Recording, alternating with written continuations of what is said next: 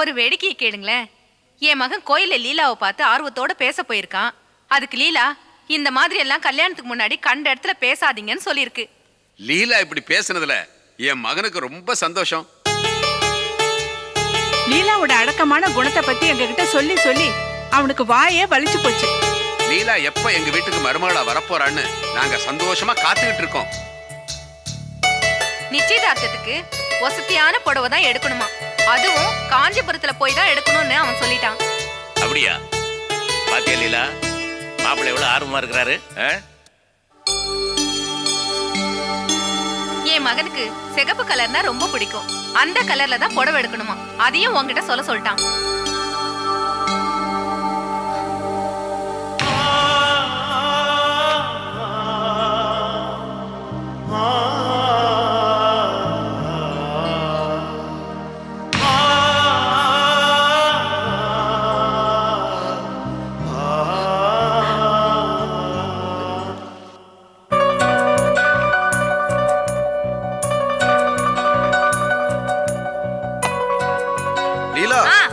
சீக்கிரம் கிளம்புறியா? லேட் ஆயிடுச்சுன்னா எம்ப்ளாய்மெண்ட் எக்ஸ்சேஞ்சில் கூட்டம் வந்துடும். நான் கிளம்பியாச்சு. அக்கா வந்தோடனே சொல்லிட்டு கிளம்பிடலாம். சரோ சரோ வாங்கக்கா. என்ன இல்ல சரோ இல்லையா? அக்கா குளிச்சிட்டு இருக்காங்க. அப்படியா? அக்கா இந்த சாரி உங்களுக்கு ரொம்ப அழகா இருக்கு. நிஜமாவா? அழகா இருக்கனா? நிஜமாக்கா, இந்த புடவையில அப்படி ஜொலிக்கிறீங்க. எங்க வீட்டுக்கார் கூட அதான் சொன்னாரு. சரி நான் கிளம்புறேன். என்னக்கா வந்தோடனே கிளம்புறீங்க? சரோ கிட்ட பேசலான்னு வந்தேன், அப்புறம் வந்து பேசிக்கிறேன். வரேன். அந்த புடவை என்ன நல்லாவா இருக்கு உங்களுக்கு? ஏன் ஏச்சி, சிகப்பு கலர்ல யாராவது புடவை கட்டுவாங்களா? அடிக்கிற மாதிரி இருக்கு. மாடு பார்த்தா முட்டிடும். கிண்டலா? கிண்டல் பண்ணலாமா? நிஜமா தான் சொல்றேன். சிகப்பு கலர்ன்றது ரொம்ப பிரைட்டா இருக்கும்பா. தெரியாம எங்கேயாவது ரயில்வே ட்ராக் பக்கம் போனாங்கன்னா ஓடுற ரயில் கூட நின்னுடும். ஒவ்வொருத்தருக்கும் ஒவ்வொரு டேஸ்ட் இருக்கும். இது பாரு, ஏன் டேஸ்ட்டை நான் சொல்றேன். எனக்கு சிகப்பு கலர் பிடிக்காது. தயவு செஞ்சு மறந்து போய் கூட சிகப்பு கலர்ல புடவை கட்டிடாத, புரியுதா? அப்புறம் எனக்கு மேல காதல் வராது, பயம்தான் வரும். அது என்னமோ தெரியல, சிகப்பு கலர் புடவையை கண்டாவே பிடிக்க மாட்டேங்குது.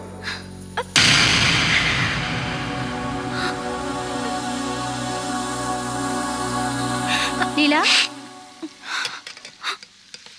லீலா, லீலா, ஏன் அழுதுட்டு இருக்க? அக்கா, எதுவா இருந்தாலும் என்கிட்ட சொல்லுடா. செல்வத்தோட ஞாபகத்தை என் மனசுல இருந்து அடியோட அழிச்சிடலான்னு தான் முயற்சி பண்றேன். ஒவ்வொரு முறையும் ஏதாவது ஒரு விதத்துல அவரோட ஞாபகம் வந்துட்டே இருக்குக்கா. இது தப்புன்னு எனக்கு நல்லா தெரியுது, ஆனா என்னால மீள முடியலக்கா.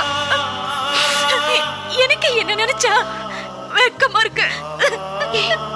ஏலீலா, மனசுல இன்னொருத்தனை வச்சுக்கிட்டு உன்னை நீயே கஷ்டப்படுத்திக்கணுமா? பேசாம போய் அப்பா கிட்ட உண்மை சொல்லலாம். அக்கா, ஆமா லீலா, நீ கண் கலங்கறத பாக்க எனக்கு ரொம்ப கஷ்டமா இருக்கு.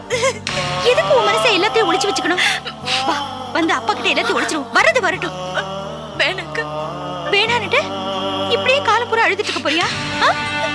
இல்லக்கா, நான் செல்வத்தை நேசிச்ச காலம் ரொம்ப குறைவு. ஆனா அது என் மனசுக்குள்ள ஆழமா பதிஞ்சிருச்சுக்கா.